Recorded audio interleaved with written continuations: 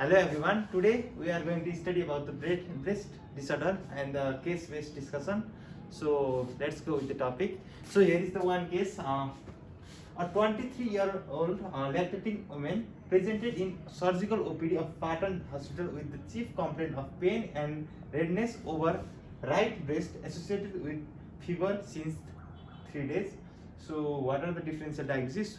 So when there is any cases like if there is involvement of the breast, then we have to look for the what are the like differential diagnosis for the pain as in the history. So first is acute mastitis, fat necrosis, periductal mastitis or Zuska's disease, and duct ectasia, hematoma, and breast abscess as complication of the mastitis. So then we have to do the triple assessment. In the triple assessment, first history and the examination, and then the radiological finding like USC or mammogram, and then the histological finding. But here we have in the radiological finding, we have to do same for the USC of the breast, which is done, which shows multiloculated hypoechoic collection with acoustic enhancement without vascularity. So what will be your final diagnosis? So here multiloculated hypoechoic collection and acoustic enhancement without vascularity suggests that it is the case of the breast abscess. So then there must be like what are the risk factors of the developing of the condition. Then most risk factor and the most common thing that breast abscess patient is having lactation or lactating mother, and the inadequate suckling like improper breastfeeding techniques can also contribute to the breast abscess. Galactocele, primary females like first pregnant women are mostly vulnerable for the breast abscess, and the poor hygiene and the crack in the nipples or any injury, so that the infection of the organism can go inside and causes the breast abscess. So what are the common causative organisms for this condition? The most common causative organisms are like Staphylococcus aureus, Streptococcus, E. coli, and the Klebsiella, and these are the main four organisms which is causing this condition. So how will we manage this case? So for the management, we have to do the repeated aspiration followed by the antibiotic coverage, supportive therapy, continue breastfeeding, and incision and drainage. It is also done, but not recommended mainly because like there is higher chances of the sepsis, and there is like we have to stop for some time for breastfeeding, and then again that condition may aggravate. So these are the we have to do for the manage the case.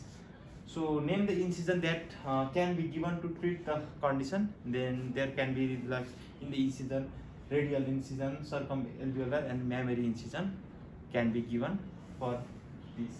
So what are its complications?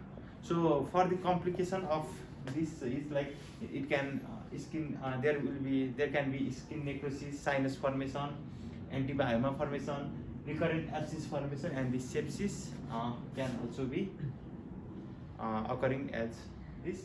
So for the breast abscess, this thing we must know in the case. So let's see about the next case. So first we have to see the age 30 years woman presented to OPD with the chief complaint of bilateral breast pain since 3 months and aggravated during the perimenstrual period associated with the breast heaviness and nodular sensation. So which we have to focus is in that age and the complaint of breast pain and for 3 months and aggravated during the perimenstrual period. Okay, so and the breast heaviness and nodular sensation are also there, and the provisional diagnosis is cyclical mastalgia. And for the investigation, mostly we have to do the triple assessment as we have already talked, history and the examination and the radiological finding and histological finding. And what are the precipitating factor for this condition like stress, caffeine, tea, chocolate, and smoking, alcohol can aggravate this condition. And how will you manage this condition? Conservative management, we have to avoid the risk factor which we have enlisted above, and the medical management can also be done. So in the medical management, evening prime rose oil can be used. Vitamin E, bromocriptine, danazole, tamoxifen, and NSAIDs can also be given. And for the surgical management, for the indication of the surgical management are epitheliosis, very painful lump, and blood, good cyst, and the hard lump. Then we have to do the surgical management. So these are the things which we need in this case. So let's go to the next case. A 16-year, first we have to do is 16-year-old lady presented with a painless lump in right breast since 6 months. So painless lump and from the 6 months and the 16-year-old lady. So for the differential diagnosis, for the painless lump, fibroadenoma, carcinoma of the breast, and other thing which fibroadenoma, carcinoma of the breast, and lipoma, breast cyst, and the phyllodes can also be differential diagnosis. So how will you approach this case, triple assessment? And as I am mentioning that why we have to mention that age also in the radiological finding, like if the woman or the lady is less than 40 years and the breast density is less, then we have to send the USC. And if the lady is of greater than 40 years of age with higher density of the breast tissue, then we have to send the mammogram.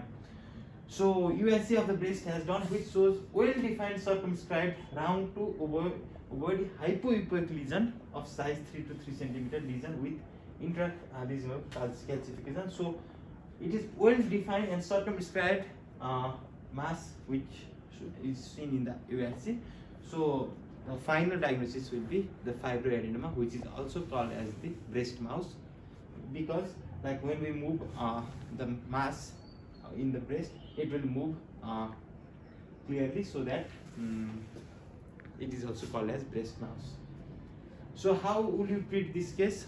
First, like excision, and the indication of the excision for the fibroadenoma are if the size is greater than 3 centimeter and the fibroadenoma is complex, and for the cosmetic purposes, and there is recurrence, history of the recurrence of the fibroadenoma, and multiple fibroadenoma are present in the breast. So these are the indication of the excision. If the size is less and it is not complex, then we can leave it as because it is the benign form. So name the incision that can be given for the treating this condition. So this is very important, like circumalveolar, which is also called as Webster's, and the submammary, which is also called as Gallant-Thomas incision. So these two incisions, circumalveolar and submammary, must be remembered. So for the fibroadenoma, this thing we must need to know. For the case 4, a 45-year-old nulliparous lady presented with a painless lump in right breast since 1 month. So there is history of painless lump, and the age is greater than 40 and since 1 month. So for the differential diagnosis of the painless lump, fibroadenoma, carcinoma of the breast, breast cyst, lipoma, phyllodes, which we have talked earlier also. How do we approach this case? Triple assessment.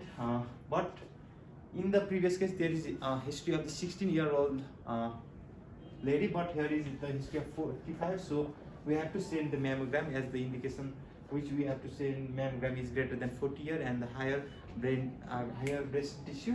So mammogram was done, which shows solid mass with stellate features, asymmetric thickening, clustered microcalcification with Birard's category 5. So this is the Birard's category 5 suggests if the grade is 5, then it suggests the malignancy. So this is the category. And what would you be your most probable diagnosis? So highly suggestive of malignancy, as the other thing like asymmetric thickening, clustered microcalcification, and the Birard score also suggests this. So what are the cutaneous manifestation you expect in this case? So cutaneous manifestation like PUD, orange, puckering, nipple retraction, like circumferential nipple retraction are more suggestive of the carcinoma underlying, and the dimpling due to if there is present involvement of the Cooper's ligament, then there will be the dimpling occurring in the breast, and the necrosis, And in the purely orange, if there is obstruction of the lymphatic channel, then the purely orange type of the skin manifestation are seen. So you have to remember this.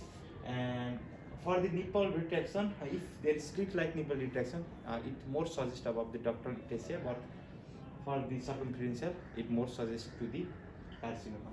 What does level 1, 2, 3 lymph node stand for?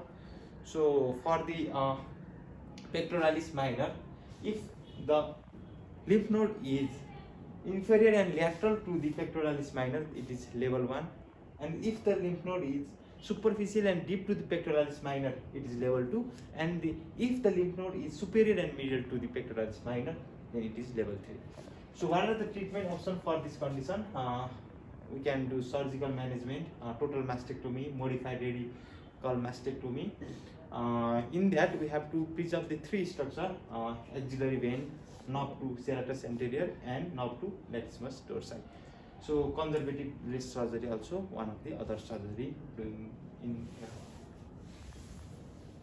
So for the indication of the conservative breast conservative management, if the size is less than 4 cm and there is absence of microcalcification present only in one quadrant of the breast, then we can do the conservative management. And the contraindication are if the mass is present in more than one quadrant, multicentric, and it is also contraindicated in the pregnancy also. So chemotherapy, medical management, we have to do the CDF like cyclophosphamide, doxorubicin, and 5-fluorouracil can be used. So biological agent, trastuzumab, and the hormonal agent tamoxifen can also be used. So radiation therapy, and the indication of the radiation therapy is 4 or more lymph node is involved, and the positive margin of the tissue is there is positive carcinoma and locally advanced breast cancer. And for those who received conservative breast surgery, we have to do the radiation therapy. So these are the things which we need in this breast carcinoma. So let's go to another case. 35 years chronic smoker presented with the complaint of greenish discharge from the left nipple since 1 year without breast pain and breast lumps. So there is a history of the nipple discharge. So greeny, blackish discharge, so more suggestive of the ductal ectasia. But for the differential diagnosis, we have to do the ductal ectasia, duct papilloma. If the duct papilloma, it is most common in the bloody discharge, and the duct carcinoma, there is also a bloody discharge, and lactation, there will be the serous discharge, and in the mastitis, there can be the purulent discharge present. And how will you investigate this case? So triple assessments as usual, and doctography can also be done. So on investigation shows dilatation of the lactiferous duct, is there is the dilation of the lactiferous duct, and the final diagnosis is duct ectasia. So blackish, greenish, and paste-like discharge from the nipple is only one suggestion is duct ectasia, which we have to need to know. How will you manage this case? We have to do the cone excision of major duct and the Hadfield operation, which there is the excision of the major duct. So these are the case for the ductal ectasia. So and let's go to another case. For the 45-year female presented with the complaint of bloody discharge from the left nipple since 1 year. What is the differential diagnosis? So here is the bloody discharge and the 45-year-old female. So differential diagnosis is duct papilloma, duct carcinoma, duct ectasia, and the acute mastitis. So let's go to how will you investigate this case? So triple assessment can be done, and on investigation shows small filling defect surrounding the contrast media. And what will be your diagnosis? So duct papilloma is there, and bloody discharge already suggests the duct papilloma because it is most common, and the small filling defect surrounding the contrast media more suggestive of the duct papilloma. And how do you manage this case? So we have to manage through the microductectomy. So these are the things which we have to read in the breast disorder. So thank you, Sagar, Sonal, Chiranjibi, and now. for the